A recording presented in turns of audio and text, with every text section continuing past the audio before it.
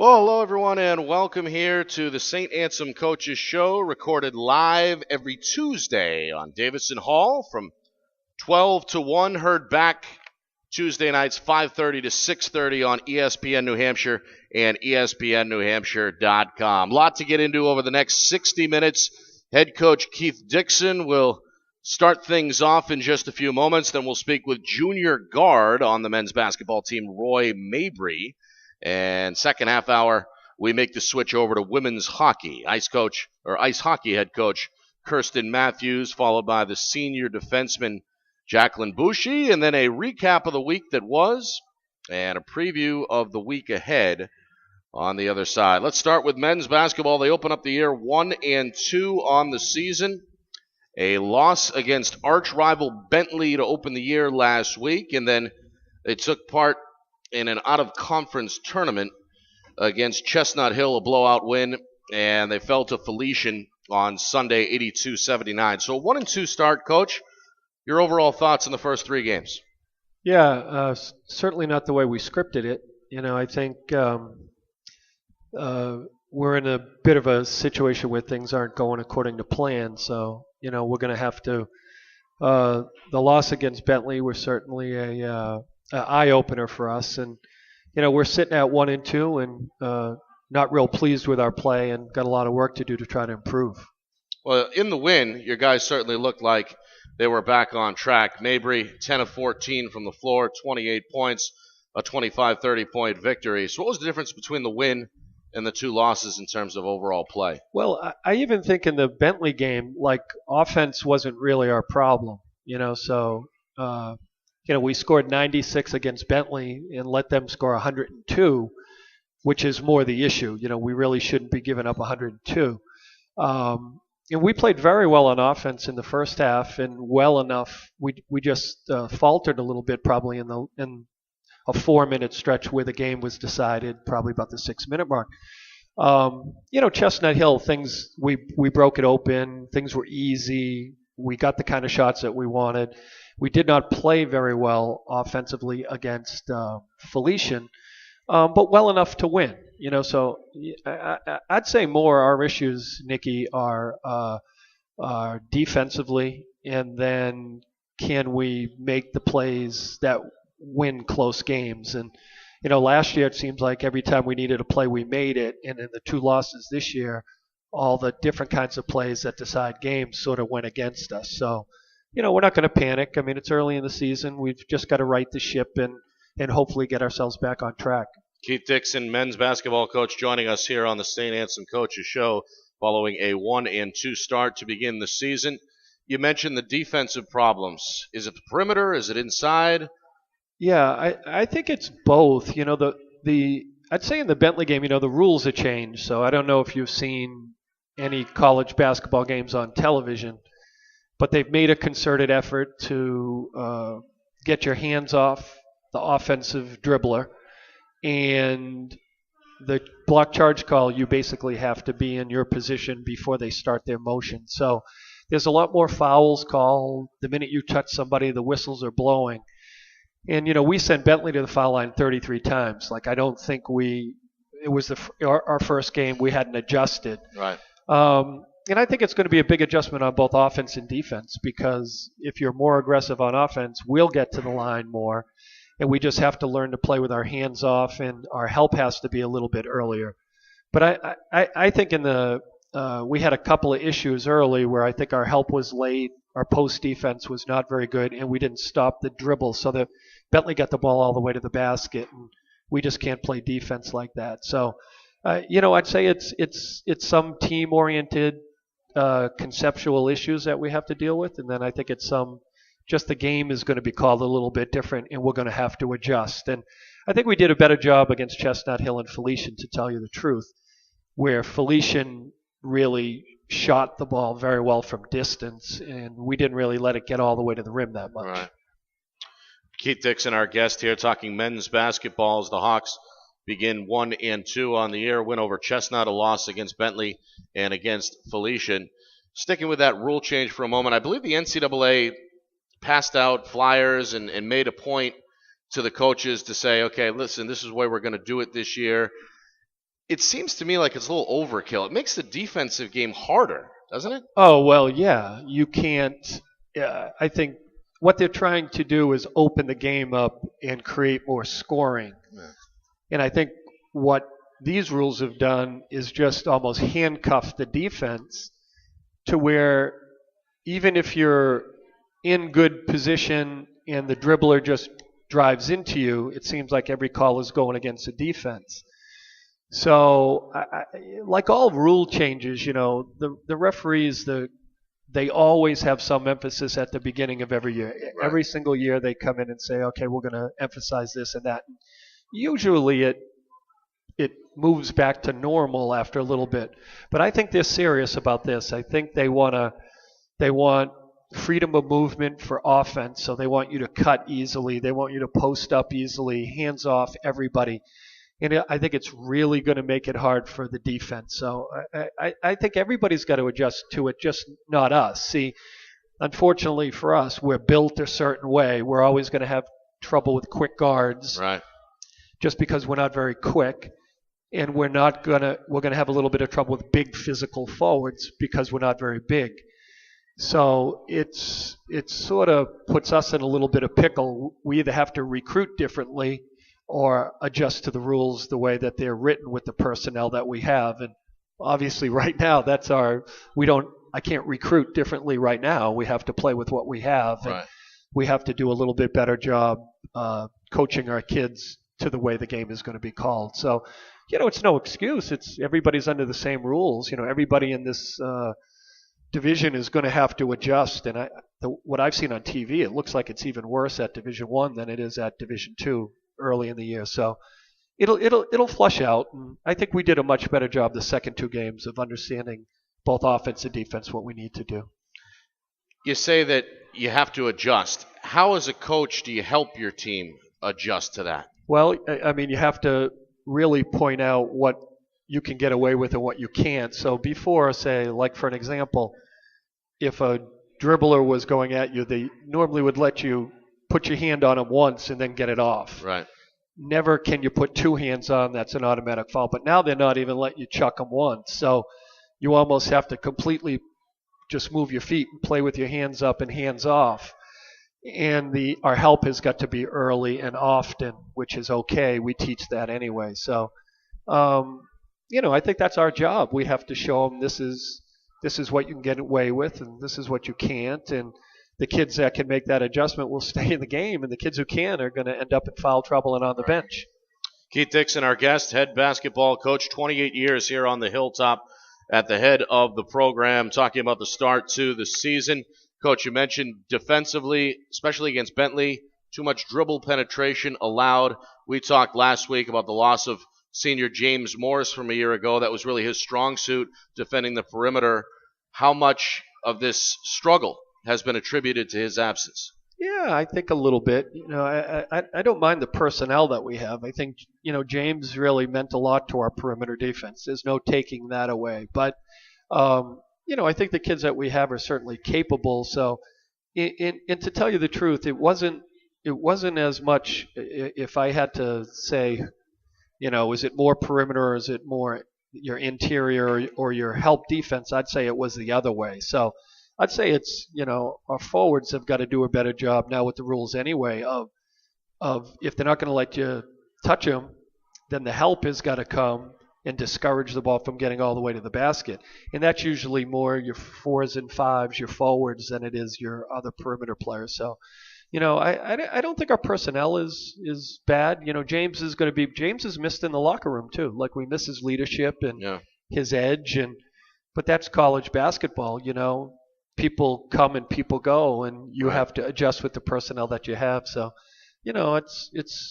we've still got a good group. It's early in the season. We got a long way to go. We'll be okay. One of those guys who'll be in tow, sitting over there having some ice cream, is Roy Mabrey. I just called him out. Had a very good game in the win over Chestnut. Seemed like vintage Mabrey numbers, 10 of 14 from the floor, 28 points. Your assessment of his game on the offensive end, as you said, the team's been playing pretty good when they've had the basketball, and certainly Mabrey a big part of that. Yeah, sure. Well, I thought Roy played great. I said to him after the game that was the best game he's played on offense in a long time.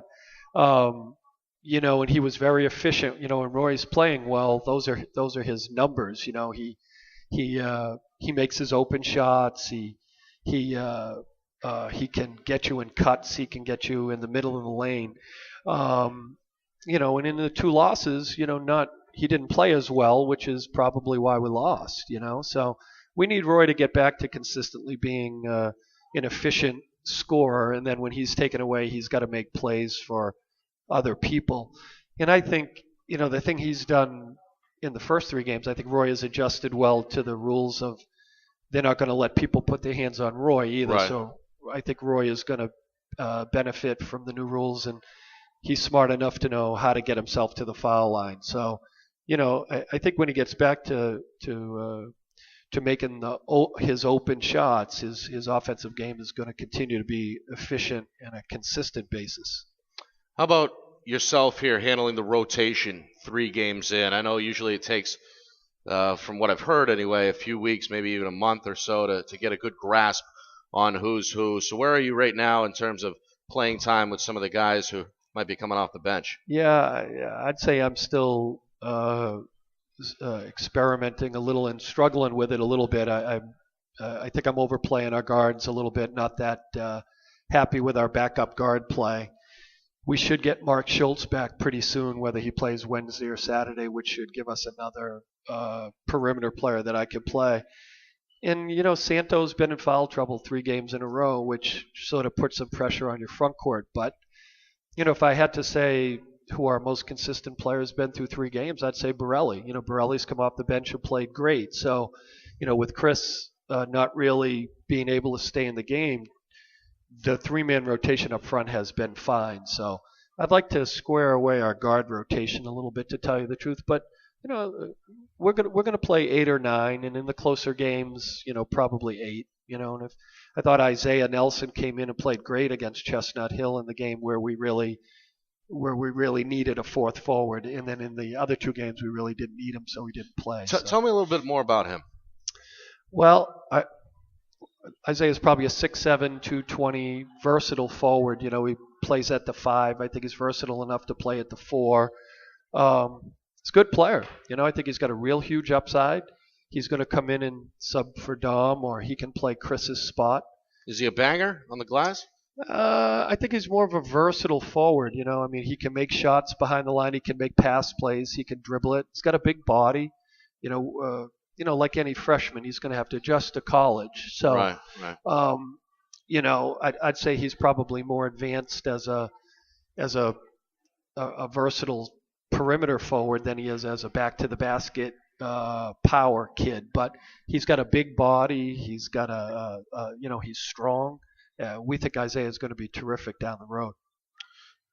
Finally, Coach, let's take a look at the opponent coming up. Another rivalry game here. First Bentley, and now in conference at Southern New Hampshire, 7:30 on Wednesday. As we know, the Penmen kind of surprised some people in the league last year with how well they finished, got hot at the end. And this year garnished, I guess, a little bit of respect in the preseason, picked 3rd in the division. So what do we know about the Penmen? Yeah, same team. They're they probably were playing around 500, and then at the end of last year they caught fire and won the conference tournament, right? Which I think surprised some people. But they have their entire team back, so they're you sort of know what to expect, and they're really hard to play against. They're very scrappy. They play very hard.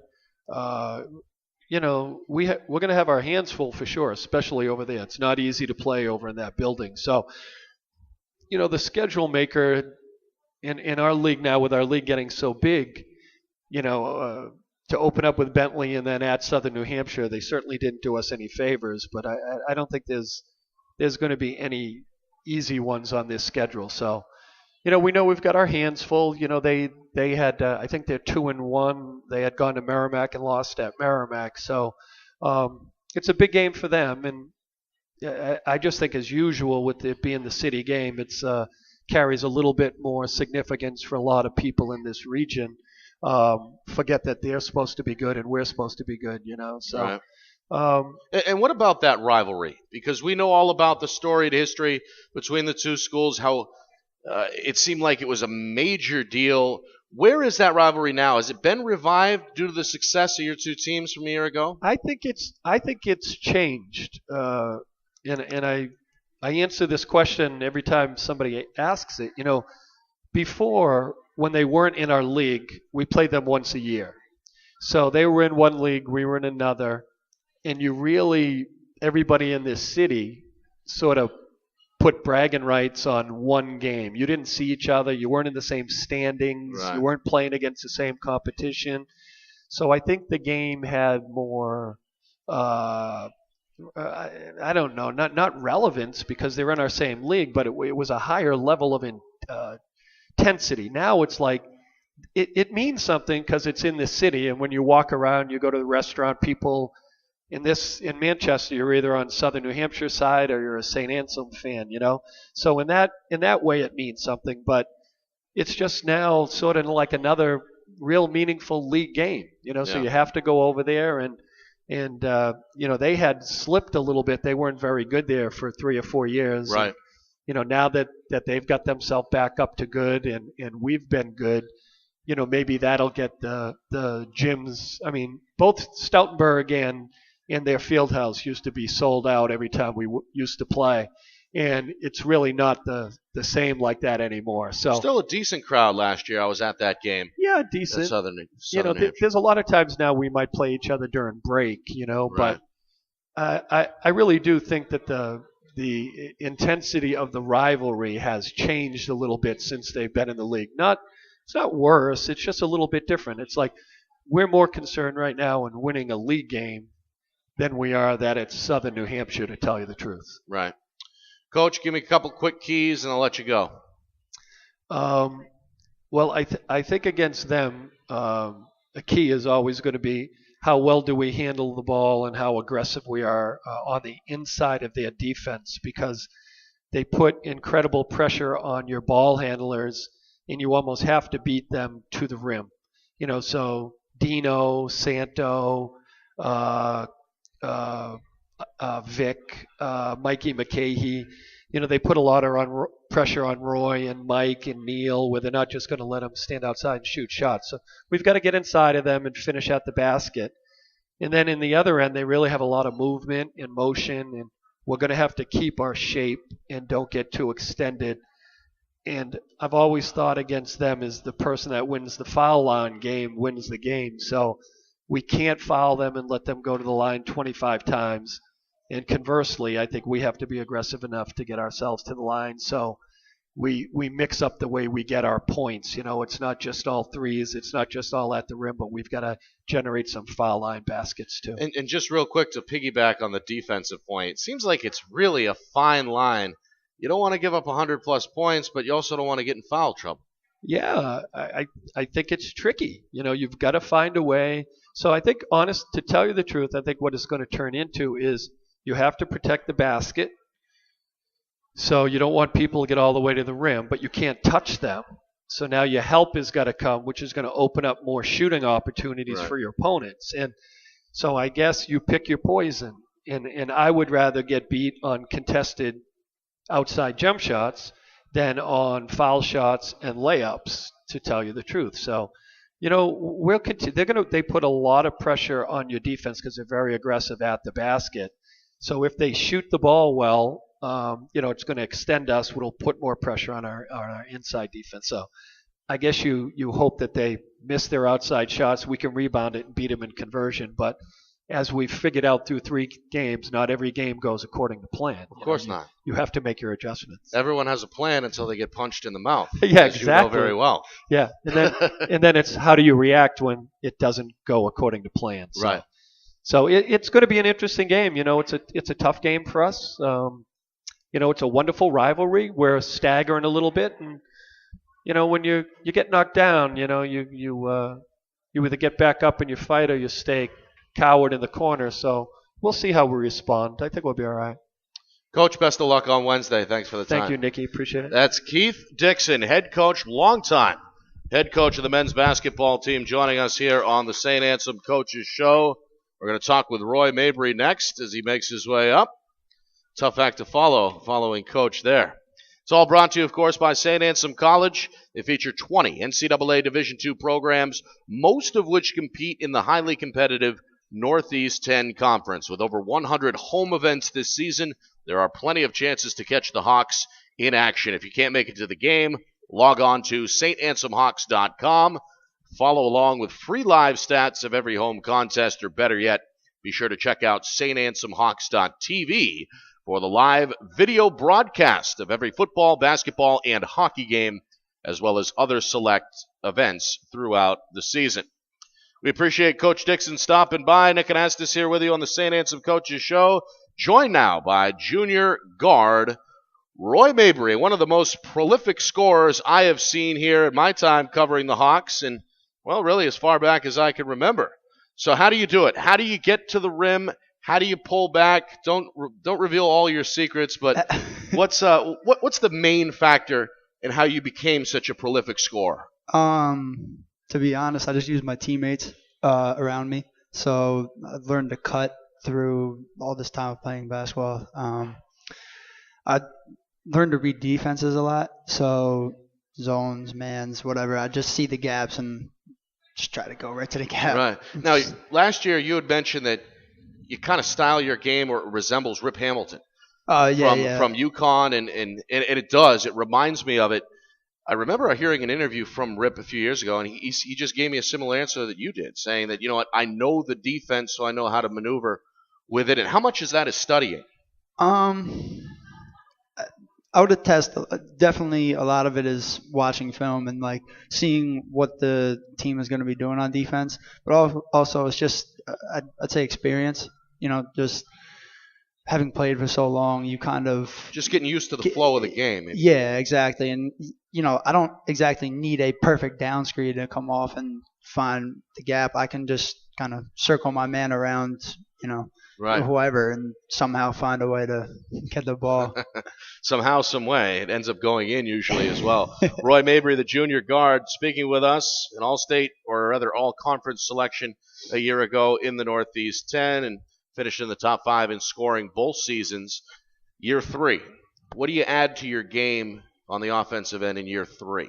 Trying to become more consistent. You know, last year at the end, especially, I was starting to go downhill. So just trying to make sure that I'm not streaky in shooting. And already I started kind of streaky, but try to fix that. And then try to get to the foul line more, attack the rim, especially with these new rules. Like it goes against us, but also helps us. So so do you like the new rules as a scorer, or you resent them as a defensive player? Both. Yeah, definitely. I can use them. Our team can use them to our abilities, because a lot of times maybe we're not as quick we can't just blow by on the first step, but a lot of, like, we can get somebody to ride us on our hip, and now we get those foul calls. Right. So we got to utilize that more. And then, like, on the defensive end, I've never really had a major problem with fouls. I don't think so. A lot of times I've always had my hands up anyway. So the new rules haven't affected me. But well, I mean, it's all about moving your feet in the end, right? And I mean, I'm not in no way quick, so I just try to anticipate. I don't know about that, but it is seemingly, though, a hindrance to the defender, because if you do give up that first step, I guess naturally your reaction is to put maybe your arm out to slow him down. So how has that factored in over the first 3 games for you?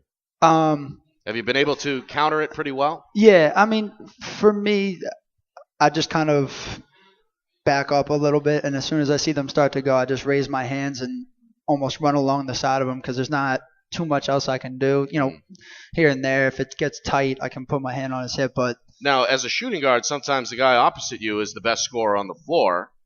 Do you give him that room if he's a shooter?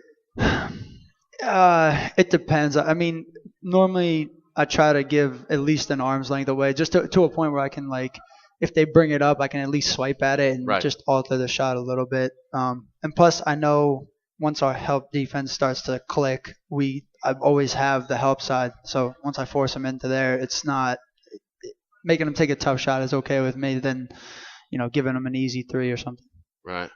Roy Mabrey joining us. He is our guest, averaging over 17 a game last season as a sophomore. He was, of course, the Rookie of the Year back in 2011, 2012. Last year was 12-13. Now a junior in 2013, 2014. Just want to make sure I got my math correct. How about the expectations this year? Talked to your teammate Dino Malios a week ago. He said all that stuff stays outside the locker room. You agree? Yeah, I mean, coming in 16th in the nation, it's a lot to uphold. And now every game being that ranked, every team's going to come in with their best game. Nobody's like last year after my freshman year where we didn't do that great. Like we were sort of like the underdog. We were coming in swinging hard at everybody. Now everybody's coming at us, and we kind of we got hit hard in the first few games, and we just didn't fight back. So was that the case? Because that seems uncharacteristic of your group. I mean, I think we thought in a way it'd be a little bit easier than it actually was, just because of how highly touted we were. And how much success you had a year ago. Probably. Yeah, exactly. We thought maybe just come in and just almost breeze through these games because of how well we can play and how well we did last year. So it took us back a little bit. We kind of regrouped the other day and talked about it. And we were like, we have to do the things that got us to win last year. Now, as an upperclassman, are you taking more of a vocal role maybe in the locker room this year? I haven't, but I definitely should. I never was always very loud, and I am talkative, but I wasn't always the biggest leader. Right. But I think people lead in different ways. Yeah, exactly. So I think that now that we're not starting off great, I view myself as I need to start talking too. I know Dino does his thing, but I need to help him. And is Dino the spokesman? Is he the guy who is the talker in that situation? Yeah, he's always been the leader, especially being the point guard. Everybody listens to him, does what he says, and I think that he almost needs some help in a way because him talking is always good, but I think other voices they add a little bit more to what he can't always give every time. Roy Mabrey, a junior guard, a prolific scorer, joining me here on the Saint Anselm Coaches Show. A couple more minutes left with Roy. Game tomorrow, big rivalry game, another conference game on the schedule at Southern New Hampshire. 7:30 is the tip-off at Southern New Hampshire Fieldhouse. Does this one mean anything more to you guys because it's Southern New Hampshire, or is it just another conference game at this point? There's a few added things in there. It's like he had said, bragging rights a little bit. Being from the same city. Do you see those guys at all, the Southern New Hampshire players here and there? Or? Yeah. I mean, we see them on the weekends sometimes. We see them go out to restaurants, see them places. I I played with two of them at St. Thomas More, so they're my good friends, and always before the game, it's always text messages. So some smack talk trash already. Good. But I mean, it's very important to start off on a good note, especially against them. And they came in, I think, ranked second on our side, so to come in and get a W right away would definitely help us, and especially starting the way we did. Well, how big? That's my next question. How big is this game for you guys based on the 1 and 2 start? I mean, it's each game we take one at a time now, so it's definitely massive for us just to get ourselves going again. Right. And even if it doesn't go the way we want it to, just look to the next one and say, all right, we got to get it the next one. But one game at a time, and this one's very important to start things rolling again. What needs to happen tomorrow night? We got to, as much as I want to say we got to put the ball in the basket more times than they will, we got to get defensive stops. We got to get rebounds, 50-50 loose balls. And fight back, as you said earlier. Fight back, definitely. We can't take a hit and just, back down right away. We gotta fight back. So I think we gotta come out swinging first and just keep swinging. Sounds good to me. Roy, appreciate it, buddy. Thank you. That's Roy Mabrey, the starting shooting guard and one of the better scorers on the club, one of the better scorers in program history through 2 years, and off to a good start as a junior as well. So we thank him for joining us, and also to Coach Dickson as well. Coming back on the other side, it's all about women's hockey. We'll do it with head coach Kerstin Matthews, and then talk to one of the senior defensemen, Jaqueline Bouchie, as well. We'll also recap the week that was and preview the week ahead. That is all on the way next here on the Saint Anselm Coaches Show, live from Davison Hall here on ESPN New Hampshire and ESPNNewHampshire.com. Back here for part 2 of the Saint Anselm Coaches Show here live at Davison Hall, Tuesdays from noon to 1. Heard back on ESPN New Hampshire and ESPNNewHampshire.com, Tuesdays 5:30 to 6:30. Special shout out to Keith Dickson, head men's basketball coach, and also junior guard Roy Mabrey for joining me in the first half hour. We'll talk women's hockey in just a moment with head coach Kerstin Matthews, and senior defenseman Jaqueline Bouchie joins me as well. We'll recap the week that was and preview the upcoming week. Well, hockey team off to a very good start on the women's side. 5-1 out of the gate. The only loss at Newman, 5-4 back on the 10th of November. And since then, 2 wins in a row, both at home against Nichols and Manhattanville. 3-0 against Nichols, 3-2 Saturday against Manhattanville. So overall, coach, a good start to the season. And the youngsters really have kind of grabbed the headlines early on in terms of some of their play. You've been injured a little bit, but you talked about depth a couple of weeks ago, and that seems to be the case through the first couple of weeks. Yeah, the depth has really kept us in a good place. Without having Heron and Casimir out of the lineup, that's really hurt us because that's a lot of our experience, believe it or not, as a sophomore and a junior. So having those young kids be able to step up and having so many of them has really helped us. If one of them's had a bad night, fortunately for us, we've got a few more to pull from. So we've been pretty lucky here out of the gate. Yeah, no question about that. And they're always, as we talked about, seemingly ready to play for 3 full periods. Yeah, that's actually what we talk about probably the most is how do we put 60 minutes together every single night, because I think that's a struggle for every team is how do you play consistent? How do you play at 100% the whole time? And we're really spending a lot of time focusing on that. And with 10 young freshmen, that's even harder. So we spend a lot of time. I think I give a lot of credit to our upperclassmen because they need to be able to bring that to then expect that from other people, right, especially when you don't have a ton of upperclassmen. And that's kind of what we're facing this year. So I think the kids are really starting to understand what the validity of 60 minutes does, because our one loss is arguably because we give up 20 minutes out of a 60-minute game. Well, that seems like it's always kind of a work in progress to get a complete game from everybody all the time, right? I mean, that's probably a season-long project, isn't it? If I had the answer to that, I think I'd be a millionaire. Yeah, it's definitely a season-long project, and we work really hard to continue to bring that to the forefront of their minds, and we talk about it a lot because I think it's something easy to forget. Of, how do I bring 60 minutes consistently? And it's, arguably your upperclassmen are working at that just as hard as your underclassmen are. Right. Kerstin Matthews joining us, head women's hockey coach. Team 5-1 to start the year. They'll take on Salve Regina on the road on Friday night. Want to stick with a couple of impressive-looking freshmen, especially against Nichols on Friday. Allison Quinn, a pair of assists. Alexandra Starzik had one of the best open ice moves I've seen in a long time, where she went through the neutral zone through seemingly 4 defenders. Let's start with Quinn, though, on the other side. She seems like a playmaker. Yeah, I think she actually has 2 goals on Friday night. Was it 2 goals or 2 assists? I think she's got 2 goals on Friday night. Excuse me. And the reason I remember that is because we kind of joked around because Winters slides that first goal across to her, and we argued that there was no way it wasn't going in because she puts it right off her body. So it's a great play.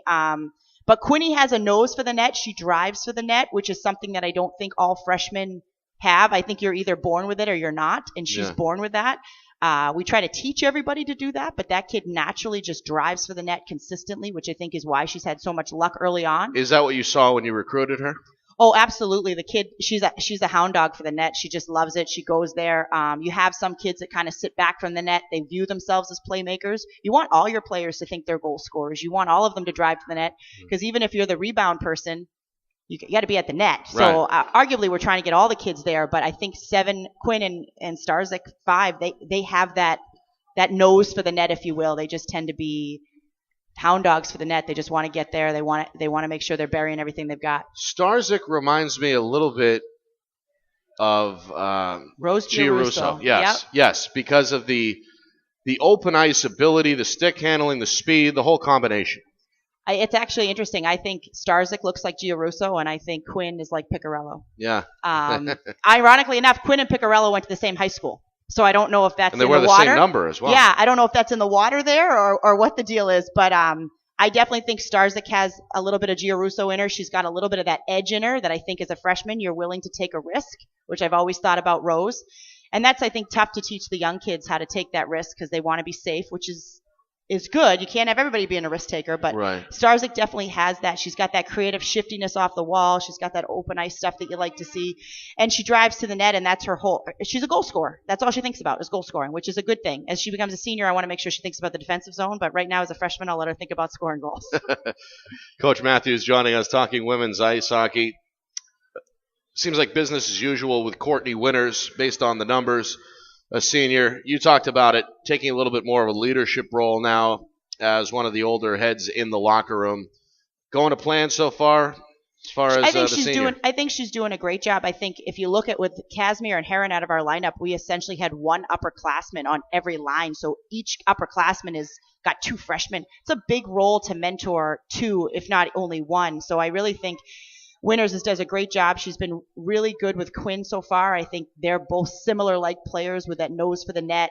They both want to be good, which is something that I think is the drive which enables Winters to be as talented and to have the recognition as she's had, is that she's one of the hardest workers in the locker room. Right. The kid wants to be good. It's not anything that I do. It's what she puts into it, what she wants. And teaching those younger players that it just doesn't happen is a big piece to her MO and who she is. That's a good point. We're going to be talking with Jaqueline Bouchie coming up in just a moment.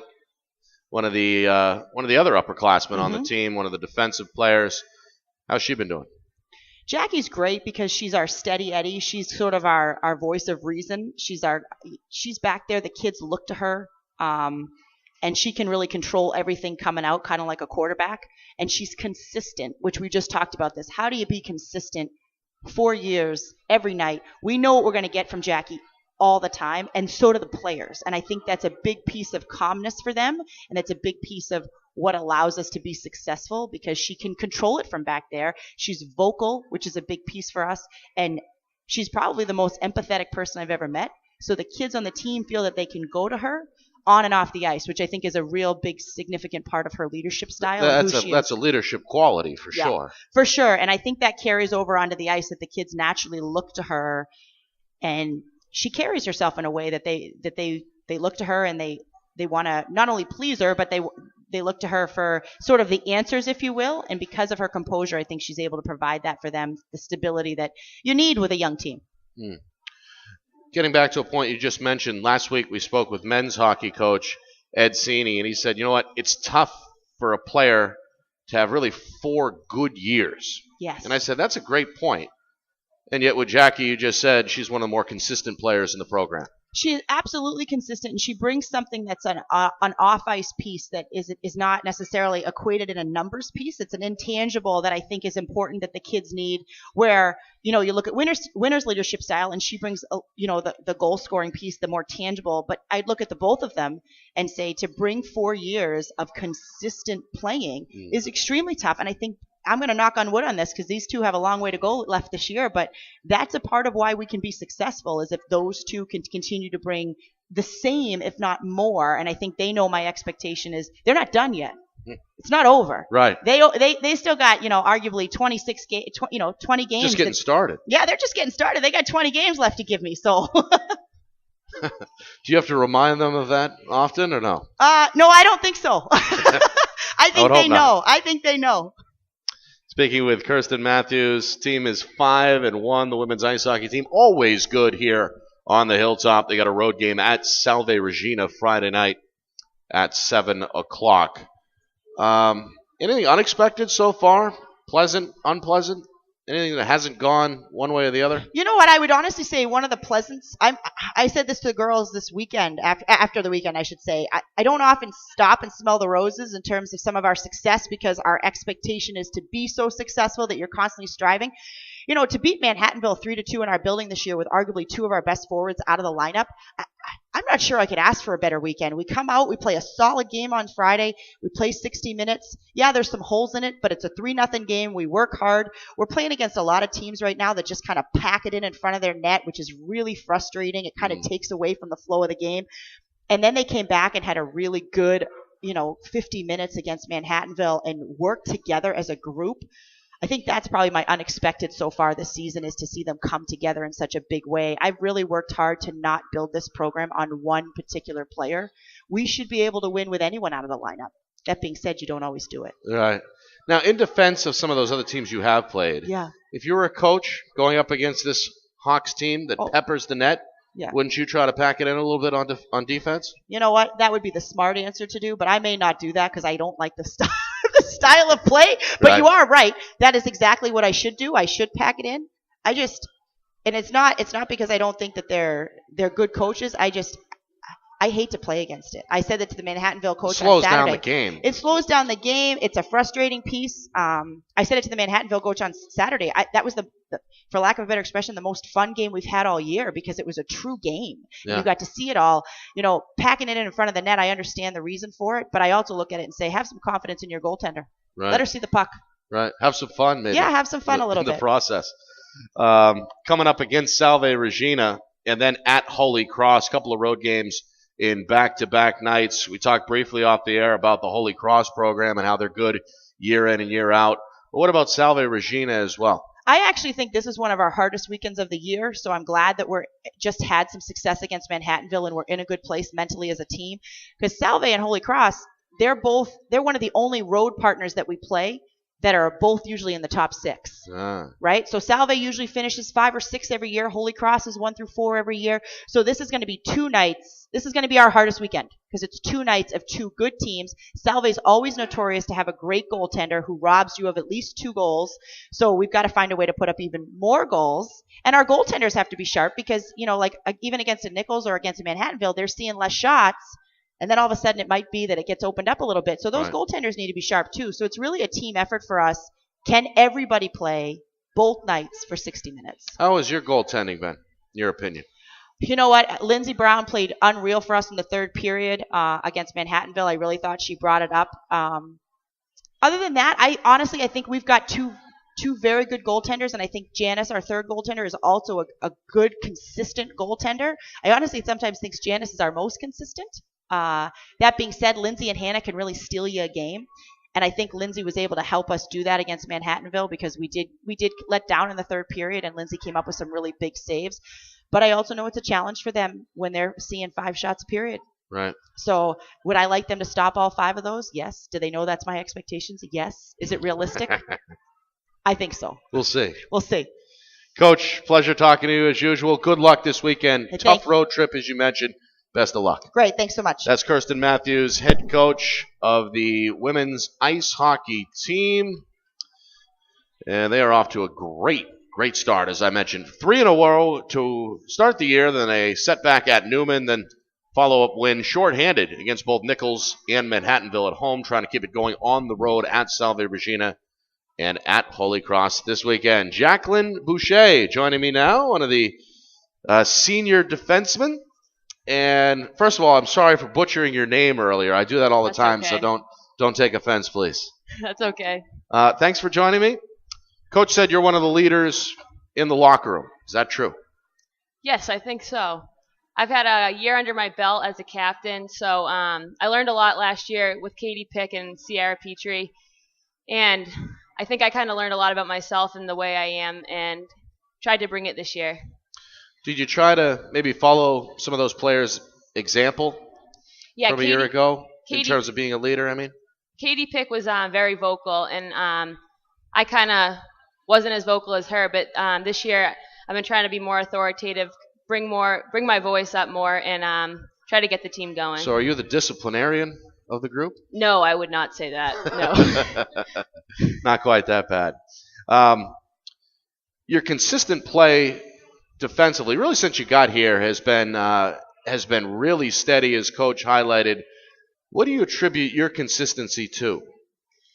I think I've become more consistent over the last 4 years. Freshman year, I definitely was not consistent, but I've kind of once again learned a lot about myself and what I need to do to prepare for the games, and just kind of bringing that to every game and being calm and just having confidence in myself. That's another thing Coach highlighted was your demeanor. You're seemingly always under control. Is that true on and off the ice? I tried to be composed. Underneath, at least underneath, it's not always so composed, but it's a storm brewing underneath. Huh? Yeah. Jaqueline Bouchie joining me, one of the captains, one of the defensemen, and of course one of the seniors on the women's ice hockey team. Coach said she couldn't have asked for a better weekend than last weekend. Wins over two pretty good teams in Nichols and Manhattanville. Is she right? Yes, we had a lot of fun this weekend.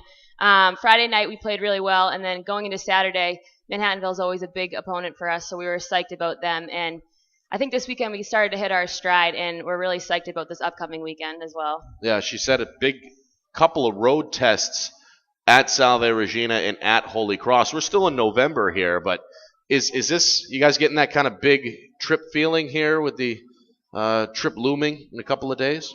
Yeah, I think this is a big test for us, and I think everyone feels pretty good right now. The atmosphere is very positive, and everyone's psyched off the last weekend, so we're trying to just build off that and head into the next weekend. What's different about this team, at least so far, than maybe some of the other teams you've been on?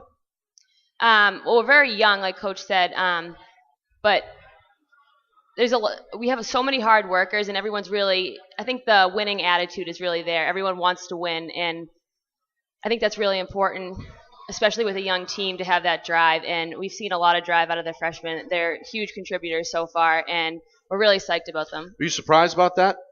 That they've been this good this early? I'm surprised how fast some of them have adapted to like the speed of play and stuff like that. I know personally I didn't adapt that quickly, but a lot of them have stepped up in big ways, and it's great to see. Absolutely. Jaqueline Bouchie joining us here on the Saint Anselm Coaches Show. What about some of those names that you mentioned earlier that were here last year that left and they were influential in the locker room, and now you've got a younger team? Is it still kind of that winning that kind of bridges that gap? Is that, I guess, the one constant year in and year out? No matter what the team looks like, it's still successful somehow. Yeah, I think Coach builds kind of a culture where everyone wants to win, and I think that's a huge part of it. I think she does a great job. The personalities in the locker room all like want to win. They all have that drive and the competitiveness, and I think a lot of that is because of her. But when we get here, I think the older players kind of learn from previous years what the culture is, and I think it's the culture that makes us want to win. So it all starts with the coach, right? Yeah. You're not just saying that because she's sitting a few feet away, are you? Whatever I can do. Jaqueline Bouchie joining us. Final question. What would you like to see happen here your final year? Whether it's a team accomplishment or a personal goal, what would be a best case scenario for you to finish your career at Saint Anselm? Well, I'd love to knock off those top teams like Norwich, like we did last year, and Holy Cross and Manhattanville, like we just did, and then win the ECAC Open. That was pretty cool last year. It was a thriller of a game, so something like that again. Who is the arch rival in your mind? If you had to pick one team to beat, would it be Norwich? Or you mentioned Holy Cross? Holy Cross. I think because a lot of the girls are local girls, so a lot of us grew up with them, playing against them or playing with them. So it's nice to beat I'm sure them. you've got some friends on some of those teams that you face. Mm-hmm. Interesting. So you got to beat the friends, right? Yeah, otherwise, it's not very fun. Jaqueline, appreciate the time. Best of luck this weekend. I know it's a big road trip. We appreciate it. Thank you very much. That's one of the captains, Jaqueline Bouchie, joining us here on the Saint Anselm Coaches Show, doing a great job consistently through 4 years, and one of the players that Coach Matthews can certainly rely on. ESPN New Hampshire and Apple Therapy have joined forces to find the most unique, accomplished, and skilled senior high school student athletes in the Granite State. Every week, ESPN New Hampshire will honor one high school senior boy and one senior girl for our Apple Therapy Student Athlete of the Week. Then from the weekly winners, we will select a Student Athlete of the Month.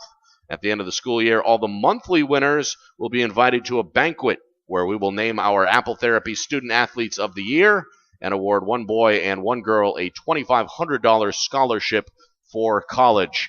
Requirements: you must be a senior in a New Hampshire high school, you must play a varsity sport, and you must have a 3.0 GPA or higher. To nominate, send the player's name, high school, and accomplishments via email to Matt, M-A-T-T, at ESPNNH.com. Subject: Apple Therapy Student Athlete of the Year. It's all brought to you by Apple Therapy, bringing you back to your life.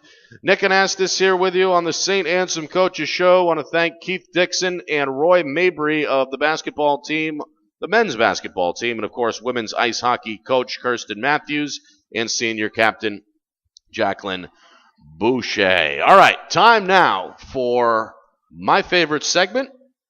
We are going to recap the week that was and look ahead in this week's for St. Anselm Athletics. Let's start with football. They wrapped up their season with a 56-41 championship weekend loss at 6th-seeded Bentley on Saturday afternoon. The Hawks, who were seeded 9th, racked up 613 yards of total offense, which is the second best mark in program history.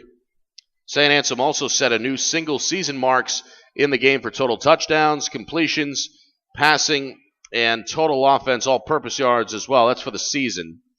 Freshman quarterback Giovanni Gavalis out of Manhasset, New York, completed a program record 51 passes on 74 attempts. Those are real numbers, which matched the school record for a career-high 559 yards and 4 touchdowns. The passing yardage is the second most in a single game in program history. Junior wide receiver Justin Bernard became the first Hawk ever to reach 3,000 yards receiving as he caught 11 passes for 171 yards. Bernard, who was on the show last week, ended the day with 3,140 career receiving yards, broke his own record in that department for a season as he finished with 1,146 on the year. Junior wideout Akeem Williams produced his best game of the year as well, catching a career-high 14 balls at 158 yards and also matched Bernard's school record with 3 touchdowns. Senior running back Keith Charles, playing in his final game, ran 12 times for 41 yards, had 2 touchdowns, and he made 5 catches for 58 yards and returned 5 kicks for 65 yards as he captured Mark Wilson's all-time all-purpose yard mark with 5,687 yards.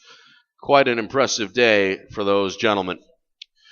In volleyball, it wrapped up their year as well with a 3-2 loss at Assumption over the weekend. Freshman Brenna notched the first double-double of her career with a personal best 20 kills and a career-high 10 assists, but the Hawks fell to Assumption 3-2.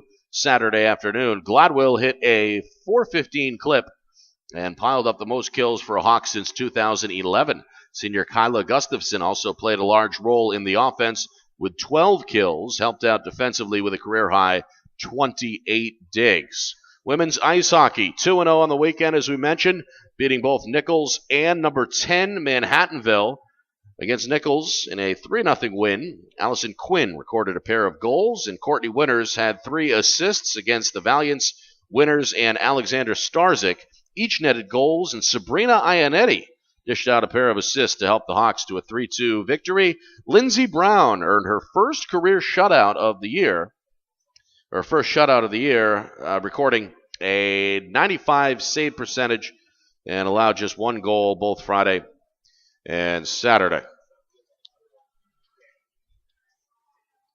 Men's ice hockey, they hosted Castleton State and Skidmore over the weekend. They fell to the Spartans Friday 4-2 and played to a 3-3 tie with the Thoroughbreds on Saturday. Seniors Kevin Vanos, Greg Merrill each scored for the Hawks Friday, Newcomer Peter Sikalis recorded his first career point, an assist against Skidmore. The Hawks had a 3-2 lead late in the third, but Skidmore scored with just 26 seconds left to tie things up at 3. The Hawks travel to Norwich and St. Michael's this upcoming weekend. The 16th ranked men's basketball team went 1-2 on the week as they lost 102-96 against Bentley at home Wednesday and went 1-1 at the Northeast 10 Challenge.